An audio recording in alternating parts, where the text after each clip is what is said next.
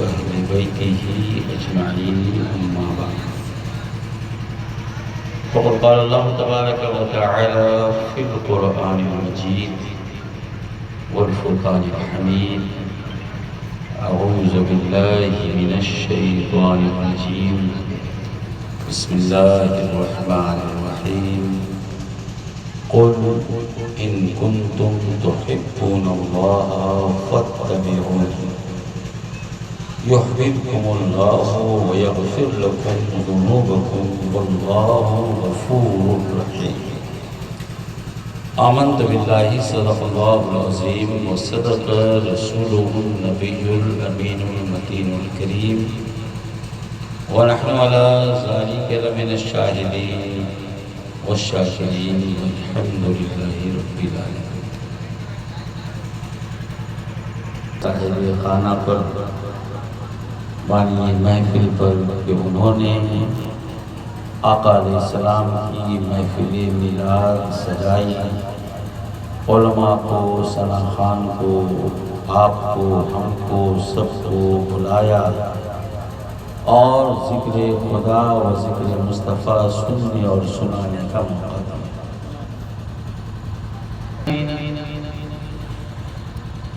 جو آدمی جس سے محبت کرتا ہے چاہے وہ کوئی بھی کام کرے اس کام سے پہلے اپنے محبوب کی بات، اس کا چرچا، اس کا ذکر کرنا چاہیے۔ بے شک۔ اور اہل محبت کا تو یہ مزاج ہوتا ہے کہ صرف ذکر محبوب کرنا اور سننا ہی نہیں چاہتا، وہ یہ چاہتا ہے میرے محبوب کا ذکر زمانہ سنے، میرے محبوب کا ذکر سارے لوگ سنے۔ اور ہم اور آپ جس محبوب کی یاد میں، جن کی بز میں آئے ہوئے ہیں، وہ محبوب ایسا محبوب جو صرف فرشیوں کا، صرف قدسیوں کا، صرف ملکوتیوں کا، صرف زمین والوں کا، صرف زمان والوں کا، صرف مکین و مکان والوں کا نہیں، وہ ایسا محبوب ہے جو محبوب رب العالمین ہے، جس کی شان میں خدا نے فرمایا وَمَا أَرْسَلْنَاكَ إِلَّا رَحْمَةً۔ وہ ایسا محبوب ہے کہ کسی میں دم بھی نہیں جو کہہ دے ہمیں اس سے محبت، کسی میں دم بھی نہیں جو یہ کہہ دے کہ ہمیں حضور سے محبت نہیں۔ ارے ایمان نام ہی ہے محبت کا، محبت جتنی زیادہ ہوگی مصطفیٰ سے ایمان اتنا ہی مستحکم ہوگا، ایمان اتنا ہی مضبوط ہوگا۔ ساری چیز کو ماننے کے باوجود اگر کوئی کہہ دے محمد صلی اللہ علیہ وسلم کو نہیں مانتے ہیں، خدا کو مانے، جنت کو مانے، دوزخ کو مانے، حشر کو مانے، قبر کو مانے، برزخ کو مانے، عذاب کو، ثواب کو، پرصراط کو، میزان کو، سب کو مانے، لیکن کہہ دے کہ محمد کو نہیں مانتے صلی اللہ علیہ وسلم، تو آپ فتویٰ میں دیتا ہوں جامعہ شہبازیہ میں، لیکن مجھ سے پہلے آپ کہہ دو گے کہ جو محمد کا نہیں وہ خدا کا نہیں۔ رب نے کہا محبوب جو تیرا نہیں وہ میرا نہیں، اور علامہ اقبال نے کہا ہے کہ محمد سے وفا تو نے تو ہم تیرے ہیں، کہ محمد سے وفا تو نے تو ہم تیرے ہیں۔ ارے یہ جہاں چیز ہے کہ اللہ و قلم تیرے ہیں، اور محمد کی محبت دینی حق کی شرط اول ہے، اسی میں ہوا اگر خامی تو سب کچھ نام ہو۔ اسی لیے تو 40 سال تک آقا علیہ السلام کب سے نبی ہیں؟ آقا علیہ السلام کب سے نبی ہیں؟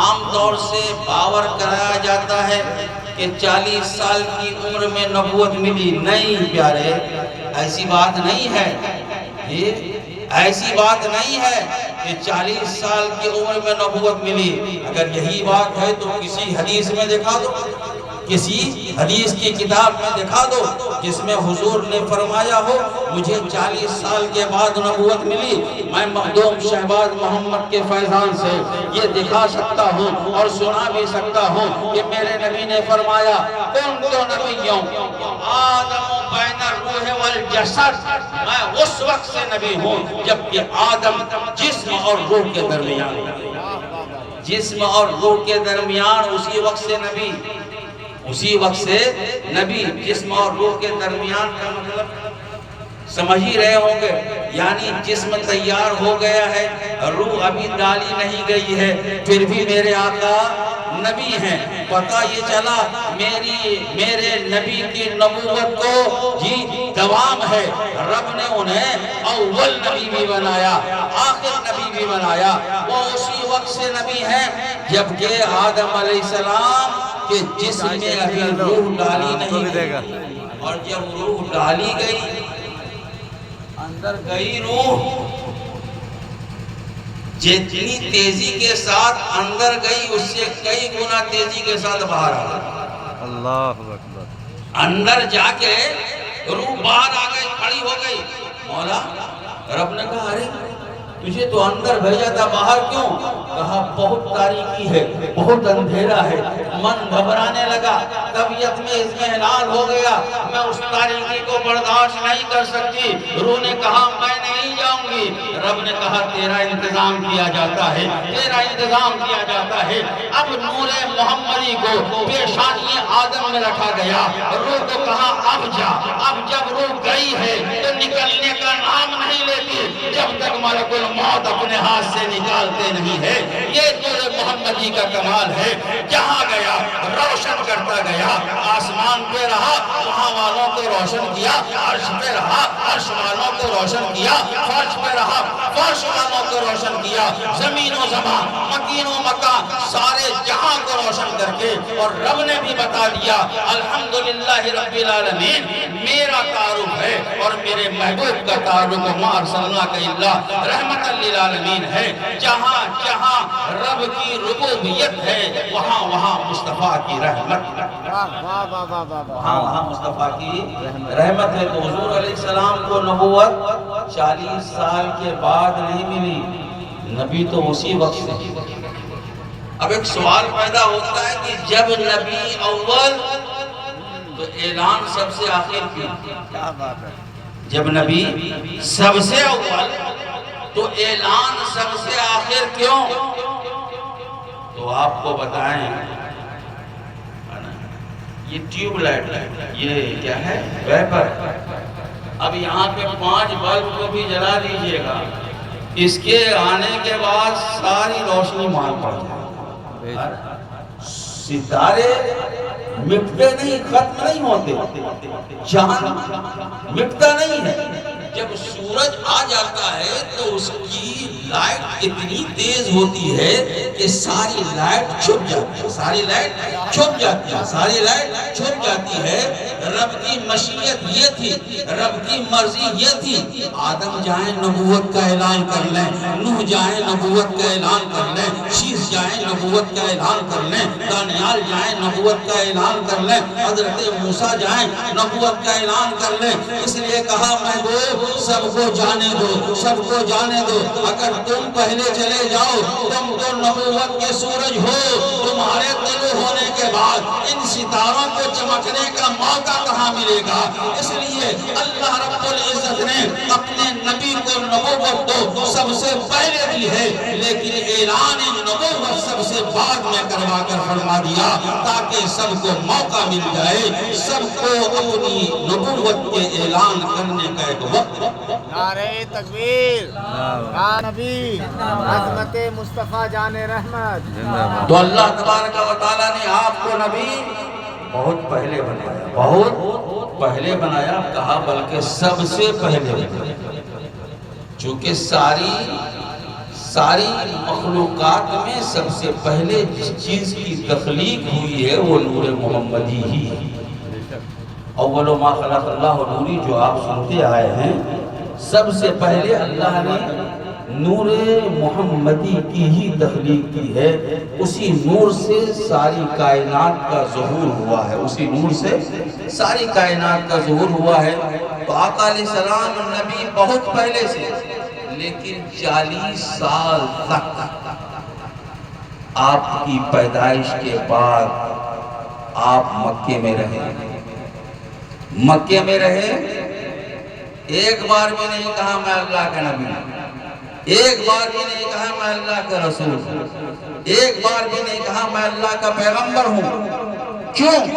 چونکہ رب کی مرضی یہ تھی کہ یہ سب سے انوکھا نبی ہے، یہ سب سے نرالا نبی ہے، یہ سب سے مرتبے والا نبی ہے، یہ ایسا نبی ہے کہ جب تاریکی پورے عروج پر، جب اندھیرا پورے عروج پر 570 سال تک حضرت عیسیٰ علیہ السلام کے بعد جب کوئی ہادی رہبر رہنما پیغمبر نہیں آیا، دنیا پورے طور پر تاریکی میں ڈوبی ہوئی تھی۔ ایسے وقت میں حضور نبی کریم صلی اللہ علیہ وسلم کی ولادت ہو رہی ہے، ساری دنیا تاریکی میں ڈوبی ہوئی ہے، اندھیرے میں ڈوبی ہوئی ہے۔ اب ایسے وقت میں اپنے رسول کو رب تبارک و تعالیٰ بھیج رہا ہے، اے میرے نبی جاؤ، تاریکی کو دور کرو، اندھیرے کو دور کرو۔ ارے ایک پلاٹ بنا ہوا ہو، ایک راستہ بنا ہوا ہو، اس راستے پہ چلنا یا اس راستے کو وسیع کرنا یہ کوئی بڑی بات نہیں ہے۔ ایک میپ ملا ہوا تھا، ایک نقشہ ملا ہوا تھا، کسی نے اتنا بنایا،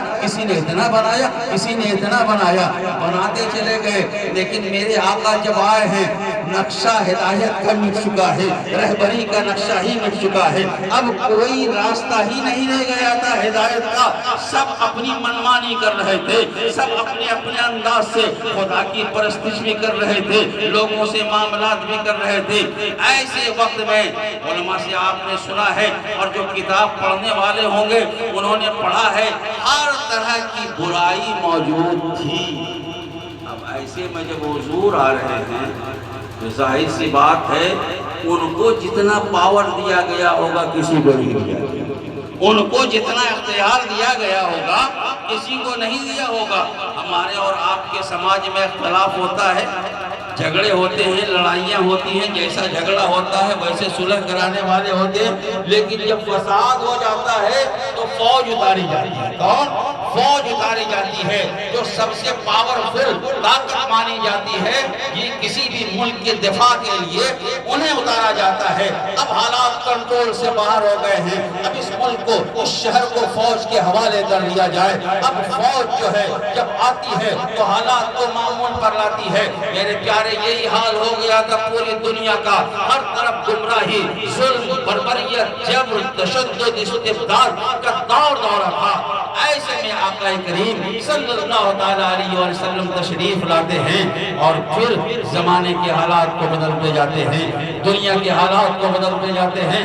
آپ کو اللہ نے 40 سال تک رکھا، لوگ بچپن دیکھ لیں، لوگ عنفوان شباب دیکھ لیں، لوگ جوانی دیکھ لیں، لوگ بڑھاپے کی طرف قدم بڑھانا بھی دیکھ لیں۔ 35 سال سے آگے جب بڑھتے ہیں تو سمجھ جائیے بڑھاپے کی طرف قدم چلا گیا۔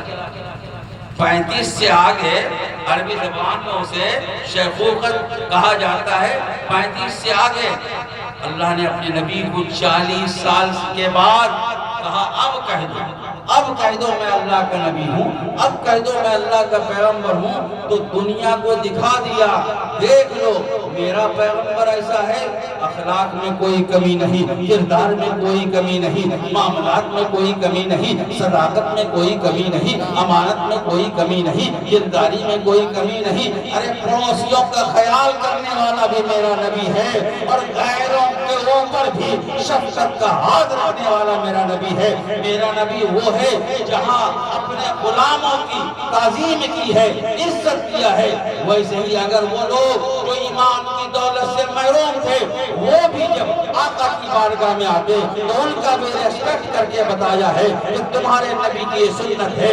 ایسے انسانیت، ہر ایک انسان کی قدر ہونی چاہیے، ہر ایک کا خیال کرنا چاہیے، اور خاص طور سے پڑوسیوں کا تو زیادہ خیال کرنا چاہیے۔ جو ہمارے پڑوسی ہیں ہم ان کا خوب خیال کریں، اور دنیا مذہبی اعتبار سے بھی اگر کچھ ہمیں آپ کو ہو جائے، ہم دونوں آزو بازو میں ہیں، اگر آپ کو کچھ ہوگا تو ہم ہی پہلے دوڑ کے جائیں گے، ہم کو کچھ ہوگا تو آپ ہی آئیں گے۔ اور یہ پڑوسیوں کا ذکر قرآن میں بھی ہے، جہاں وبالوالدین احسانا وذی القربیٰ ہے، اسی آیت کے آگے لوگ آگے تو پڑھتے نہیں ہیں، لوگ آگے بڑھتے نہیں ہیں، اسی آیت میں ہے اپنے پڑوسیوں کے ساتھ بھی اچھا سلوک کرو، یتیموں کے ساتھ بھی اچھا سلوک کرو، بیواؤں کے ساتھ بھی اچھا سلوک کرو۔ تو پڑوسیوں کا خیال رکھنے کا آقا کریم نے حکم بھی دیا اور خیال رکھ کر بتایا بھی، اور ان کے ماننے والوں نے جب اس فارمولے کو اپنایا ہے تو بغیر کسی تقریر کے، بغیر کسی واضح و نصیحت کے، یہودی کو بھی صاحب ایمان کر دیا۔ حضرت مالک بن دینار رحمۃ اللہ علیہ، آج یہ وہ چیزیں ہیں پیارے جس کی ہمارے سماج کے اندر کمی ہے۔ آج ان چیزوں کی طرف ہمارا سماج دھیان نہیں دیتا ہے کہ ہم ایک دوسرے کے دکھ درد میں کام آئیں۔ آج تو ہم یہ دیکھتے ہیں جہاں ہمارا فائدہ ہے، چاہے اس کونے کا نہیں اس کونے کا ہو، وہیں جائیں گے، اسی کا نام لیں گے، دعوت بھی کریں گے تو اسی کو بلائیں گے۔ سب سے پہلے حق ہوتا ہے ہمارے پڑوسی کا، ہمارے پڑوسی کا۔ آقا کریم صلی اللہ تعالیٰ علیہ وسلم کے ماننے والے حضرت مالک بن دینار رحمۃ اللہ علیہ جو تابعی ہیں، وہ ایک جگہ مکان میں رہتے تھے، نیچے کی منزل پر وہ رہتے تھے اور اوپر کی منزل میں ایک کرایہ دار یہودی رہتا تھا۔ کیا رہتا تھا؟ ایک کرایہ دار یہودی رہتا تھا۔ اب یہودی کا جو پانی گرتا تھا وہ حضرت مالک بن دینار کے آنگن میں گرتا تھا، گرا رہا، روز گرا رہا، لیکن حضرت مالک بن دینار کچھ نہیں کہتے، انہوں نے جھاڑو رکھ لیا تھا۔ جب وہ پانی گرا کے فارغ ہو جاتا تو حضرت مالک بن دینار اس پانی کو جھاڑو سے بہار دیتے، صاف کر دیتے، 1 دن 2 دن 10 دن ہفتوں جب دیکھ لیا، جب انہوں نے کچھ نہیں کہا تو وہ یہودی ہی کہنے لگا، اے مالک تمہارے آنگن میں پانی گرتا ہے، کہاں گرتا ہے؟ کہا تب تکلیف نہیں ہوتی، کہا تکلیف نہیں ہوتی، کہا تکلیف ہوتی ہے، کہا نہیں ہوتی، کہا کیوں؟ کہا اس لیے کہ میرے آقا نے فرمایا اپنے پڑوسی کا خیال رکھا کرو، میں نے جھاڑو رکھا ہے، میں جھاڑو سے اس پانی کو بہار دیتا ہوں۔ ارے تم بھلے سے یہودی ہو لیکن تم میرے پڑوسی ہو، اس لیے میں پیغمبر کی تعلیم پہ عمل کرتا ہوں، میں تمہارا خیال کرتا ہوں۔ یہ جملہ سنتے ہی وہ یہودی کہتا ہے اشہد ان لا الہ الا اللہ واشہد ان محمدًا عبدہ ورسولہ۔ ارے جس نبی کا پر کلمہ پڑھنے والا، جس نبی پر ایمان لانے والا اتنا شاندار ہے کہ وہ نبی کتنا شاندار ہوگا، اس نبی کا اخلاق و کردار کتنا اچھا۔ نعرہ تکبیر، نعرہ رسالت، اخلاق مصطفیٰ جان رحمت۔ میرے آقا علیہ السلام نے فرمایا قیامت کے دن اللہ کی رحمت سے سب سے زیادہ قریب وہ ہوگا جس کا اخلاق سب سے اچھا ہوگا، جس کا اخلاق سب سے اچھا ہوگا۔ مولا کائنات نے فرمایا تم اپنے دوستوں کا پتہ بتا دو، میں تمہارے اخلاق کی خبر دے دوں گا، میں تمہارے کردار کی خبر دے دوں گا۔ میرے پیارے، تو ہمیں ان باتوں پر دھیان دینے کی ضرورت ہے۔ آقا کریم صلی اللہ علیہ وسلم کو ہر اینگل سے، ہر اعتبار سے رب تبارک و تعالیٰ نے دکھایا۔ کہیں پر بھی جو نبی ہوتا ہے نا، نبی کے اندر نبوت کے اعلان سے پہلے بھی کوئی خامی نہیں ہوتی اور نبوت کے اعلان کے بعد بھی کوئی خامی نہیں ہوتی، کوئی خامی ہوتی ہی نہیں ہے جی، وہ ہمیشہ خامیوں سے پاک ہوتا ہے۔ اسی کو علماء نے اصطلاحی الفاظ میں کہا کہ نبی معصوم ہوتے ہیں، معصوم جن سے جان بوجھ کر اور نہ عمدن، نہ جان بوجھ کر ان سے کوئی خطا ہوتی ہے، نہ جی سہون کوئی خطا ہوتی ہے، ان سے کوئی خطا نہیں ہوتی ہے۔ وہ کون ہوتے ہیں؟ معصوم ہوتے ہیں۔ اور میرے آقا صلی اللہ تعالیٰ علیہ وآلہ وسلم تو سارے نبیوں کے نبی ہیں، سارے رسولوں کے رسول ہیں، سارے پیغمبروں کے پیغمبر ہیں۔ رب تبارک و تعالیٰ کا کرم ہے تو اس نے ہمیں اسی رسول اور نبی پر ایمان لانے والا بنایا ہے، ان کا امتی کہلانے کا ہمیں موقع دیا ہے، لا الہ الا اللہ محمد رسول اللہ پڑھنے کا حسین موقع ہمیں ہمیں فراہم ہوا ہے۔ میرے پیارے، یہ وہ کلمہ ہے جو کلمہ سارے نبیوں کا کلمہ ہے۔ سارے نبیوں کا کلمہ یہی تھا، لا الہ الا اللہ محمد رسول اللہ۔ ان کی امتوں کا الگ کلمہ تھا۔ حضرت آدم کی امت لا الہ الا اللہ آدم صفی اللہ، حضرت نوح کی امت لا الہ الا اللہ نوح نجی اللہ، لیکن ان انبیاء کا کلمہ تھا لا الہ الا اللہ محمد رسول اللہ۔ اور خدا کا کرم ہے کہ اس نے ہمیں جو کلمہ دیا ہے وہ کلمہ ہے جو سارے نبیوں کا کلمہ ہے، اور سب سے پہلے اس کلمہ کے پڑھنے والے حضرت آدم علیہ السلام ہے۔ جب جنت میں تھے، روح ڈالی گئی، آنکھ کھلی تو عرش پہ جنت کے در و دیوار پہ لکھا ہوا دیکھا لا الہ الا اللہ محمد رسول اللہ۔ اللہ کا شکر ہے اس نے ہمیں وہ کلمہ دیا ہے جو نبیوں کا کلمہ ہے۔ یہ وہ امت ہے۔ ہم تو اپنی قسمت پہ ناز کرتے ہیں اور رب سے دعا کرتے کہ مولا ہمیں عمل کرنے والا بنا، نبی کے اخلاق اور سیرت کو اپنانے والا بنا۔ یہ وہ امت ہے جس امت میں آنے کے لیے حضرت موسیٰ علیہ السلام نے آرزو کی۔ توریت میں ایک مرتبہ حضرت موسیٰ علیہ السلام نے ایک امت کا حال پڑھا۔ ایک امت ہوگی جو آنے کے اعتبار سے، زمانے کے اعتبار سے، پیدا ہونے کے اعتبار سے، عمر کے اعتبار سے کم، زمانے کے اعتبار سے بعد میں، لیکن اس کی عظمت، شرافت، بزرگی اور کرامت یہ ہوگی کہ وہ امت جب بھلائی کا ارادہ کرے گی تو ایک نیکی لکھ دی جائے گی۔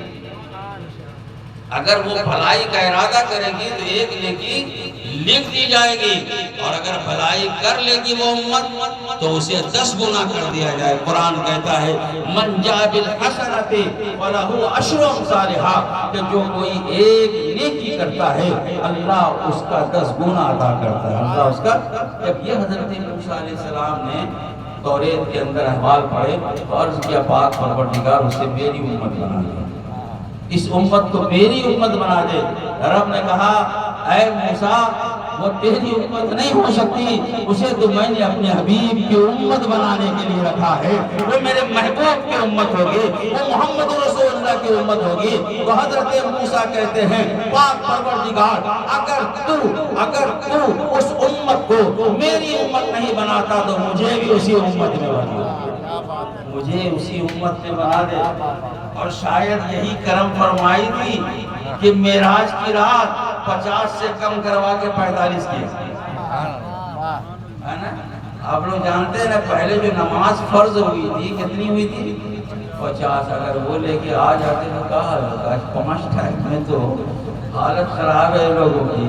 اگر وہ 50 آ جاتی تو کیا ہے، جب لے کے آ رہے تھے 7ویں آسمان پہ ملے حضرت ابراہیم علیہ السلام جو بیت المعمور سے ٹیک لگا کر بیٹھے ہوئے تھے، لے کے جا رہے، جان کے کیا لے کے جا رہے، کہا جانے لگا، کیونکہ جان رہے تھے کہ وہاں موجود ہیں روکنے والے، وہاں موجود ہیں ٹوکنے والے، ان کا بھی بھلا ہو جائے، ان کی امت کا بھی بھلا ہو جائے، دونوں کا بھلا ہو جائے، وہاں روکنے والے موجود۔ حضرت موسیٰ علیہ السلام کے پاس جب آئے تو پوچھا کیا لے کر جا رہے ہو اپنی امت کے لیے؟ کہا 50 وقت کی نماز، 50 وقت کی نماز بہت زیادہ ہے، میری امت تو خالی 2 وقت بھی نہیں پڑھ سکتی۔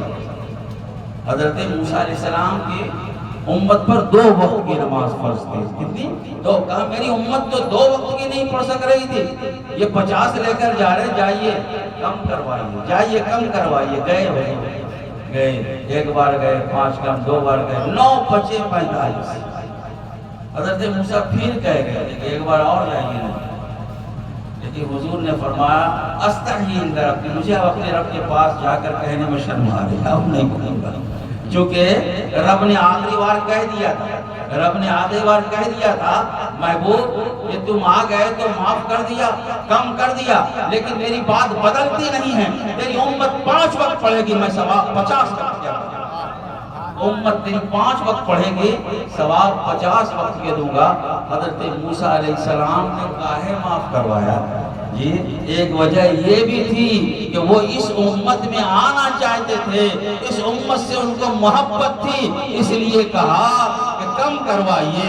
اور دوسری بات یہ بھی تھی کہ جلوہ طور کو جب دیکھا تھا، جب حضرت موسیٰ علیہ السلام نے جلوہ الہی کے دیکھنے کے لیے رب ارنی انظر الیک کی التجا کی تھی، اللہ نے کہا تھا پہاڑ پر تجلی کروں گا، اگر یہ اپنی جگہ ٹک گیا، اگر اپنی جگہ رک گیا تو میرا جلوہ دیکھ سکے گا۔ لیکن پہاڑ جب اللہ نے جلوے کی ایک تجلی فرمائی، ریزہ ریزہ ہو گیا، جل کر راکھ ہو گیا، خاک ہو گیا، حضرت موسیٰ بے ہوش ہو گئے۔ لیکن آج محمد رسول اللہ رب کو سراپا دیکھ کر آ رہے ہیں، آج جلوہ خداوندی کے مظہر بن کے آ رہے ہیں۔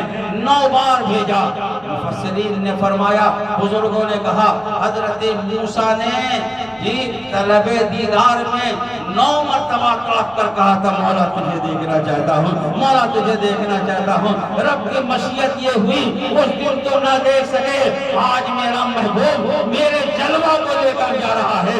موسیٰ جلوہ محبوب میں جلوہ خدا کا دیدار کر لے، موسیٰ آج جی بھر کر دیکھ لے۔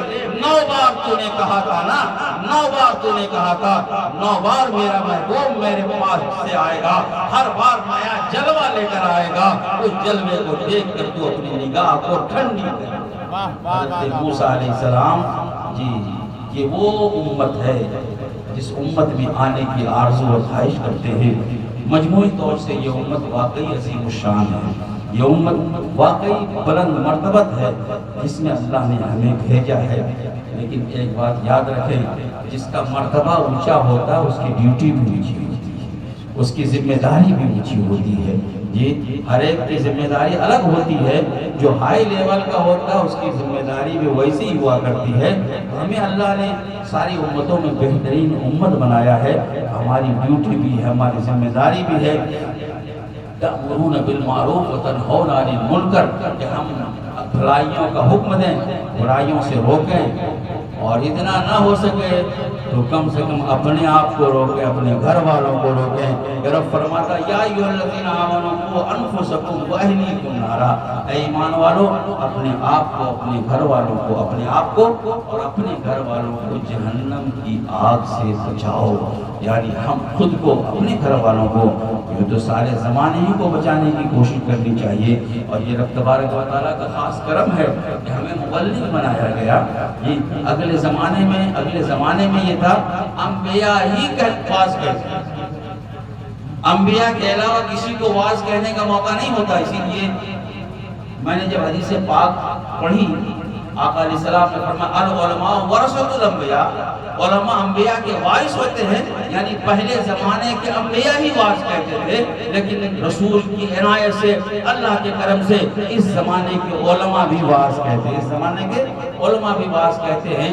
بلکہ ہر ایک کے لیے کہا بلغوا عنی ولو آیۃ، اے لوگوں اگر تمہیں میری ایک بات بھی معلوم ہو جائے تو اسے لوگوں تک پہنچاؤ۔ لیکن یاد رکھیں ہم کہ جو بات نبی کی طرف سے پہنچا رہے ہیں، پہلے مکمل کانفیڈنس ہونا چاہیے یہ نبی کی بات ہے، اپنی طرف سے گڑ کر نہ کہہ دو حضور نے ایسا کہا۔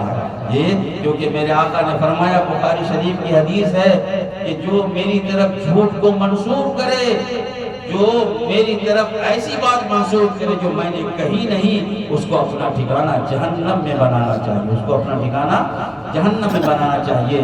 اس لیے ہمیں اور آپ پر لازم ہے کہ ہم حدیث کے بیان کرنے میں کامل احتیاط کریں، جب تک اچھی طرح سے سمجھ نہ لیں، یہ اچھی طرح سے سن نہ لیں، اسے یہ نہ کہیں کہ یہ حدیث ہے۔ اور اگر کوئی حدیث کہہ رہا ہے، اگر کوئی حدیث کہہ رہا ہے تو پھر اس بات کے آگے اپنی بات کو آگے بڑھانے کی کوشش نہ کریں۔ اگر آپ کو سمجھ میں نہ آئے تو اپنے علماء سے رابطہ کریں، اپنے علماء سے رابطہ کریں۔ یہی ایک ایمان والے کا طریقہ ہے، یہی ایک ایمان والے کی شان اور اس کی پہچان ہے۔ میں نے جس آیت کریمہ کی تلاوت کا شرف حاصل کیا تھا، اس آیت کریمہ میں مجھے بولنا تھا، لیکن اب میں خالی اس کا ترجمہ بیان کر کے اپنی گفتگو ختم کر دیتا ہوں، کیونکہ میرے بعد اور ایک خطاب ہونا ہے اور آپ لوگ بھی 9 بجے سے تقریباً بیٹھ ہی گئے ہوں گے، اور اس کے بعد بھی شاید کچھ کام ہوگا، یا ہو بھی نہ بھی ہو تو بھی، چونکہ اب 11 بجنے جا رہا ہے، اس لیے میں آیت کریمہ کا ترجمہ اختصار کے ساتھ پیش کرتے ہوئے اپنی گفتگو کو یہیں پر تمام کرتا ہوں۔ رب تبارک و تعالیٰ نے فرمایا قل، اے نبی تم کہہ دو، ان کنتم تحبون اللہ، اگر تم لوگ اللہ سے محبت کرتے ہو، فاتبعونی، تم میری اتباع کرو۔ اللہ نے کن سے کہا؟ رسول سے کہا کہ رسول آپ کہہ دیجئے محبوب، جو لوگ کہہ رہے ہیں کہ ہم اللہ سے محبت کرتے ہیں تو وہ آپ کے پیچھے پیچھے چلے۔ کمال کی بات ہے، اللہ سے محبت کرے تو کہا جاتا نماز پڑھو، اللہ سے محبت کرے کہا جاتا روزہ رکھو، اللہ سے محبت جو کرتا کہو حج کرو، لیکن اللہ نے نہیں کہا۔ اللہ نے کہا جو یہ دعویٰ کرتے ہیں ہم اللہ سے محبت کرتے ہیں وہ آپ کے پیچھے چلے، جو آپ کے بتائے ہوئے راستے پر چلے گا وہی اللہ سے محبت کرنے والا ہوگا، اور جو آپ کو چھوڑ دے گا وہ لاکھ بار کہے ہم اللہ سے محبت کرتے ہیں، وہ اللہ سے محبت کرنے والا نہیں ہو سکتا۔ کہ خدا کا یہی ہے در، نہیں اور کوئی مفر مکر، جو وہاں سے ہو یہاں آ کے ہو، جو یہاں نہیں تو وہاں۔ اس لیے اللہ نے اپنی محبت کے دعوے دارے، وہ یہودی کہا کرتے تھے نحن ابناء اللہ واحباہ، ہم اللہ کے بیٹے، ہم اللہ کے چہیتے ہیں، تو ان سے کہا گیا تھا کہ تم اگر ایسے ہو تو محبوب وہ تمہاری اتباع کریں، جو تمہارے پیچھے چلے گا سمجھ جاؤ وہی مجھ سے محبت کرتا ہے، کیونکہ تم میری محبت کی کسوٹی ہو، تم میری محبت کی معیار ہو، تم میری محبت کی دلیل ہو، جو تمہارا ہوگا وہی میرا ہوگا۔ آگے اور فرمایا ان کنتم تحبون اللہ فاتبعونی یحببکم اللہ، جب تم رسول کے پیچھے چلو گے یحببکم اللہ، اللہ تم کو اپنا محبوب بنا لے گا۔ اور دوسری بشارت یہ دی رب نے وَيَغْفِرْ لَكُمْ ذُنُوبَكُمْ، وہ تمہارے گناہوں کو بھی بخش دے گا، وہ تمہارے گناہوں کو بھی بخش دے گا۔ اور فرمایا واللہ غفور رحیم، اللہ بخشنے والا اور رحم کرنے والا ہے۔ یقیناً رب تبارک و تعالی ہم سب کو یہ توفیق عطا فرمائے۔ ہم رب سے یہی دعا کرتے ہیں کہ مولا ہمیں نبی سے سچی محبت کرنے والا، ان کی اتباع کرنے والا، ان کی پیروی کرنے والا، ان کے احکام کو اپنے سینے سے لگانے والا بنا۔ وآخر دعوانا الحمدللہ۔ نعرہ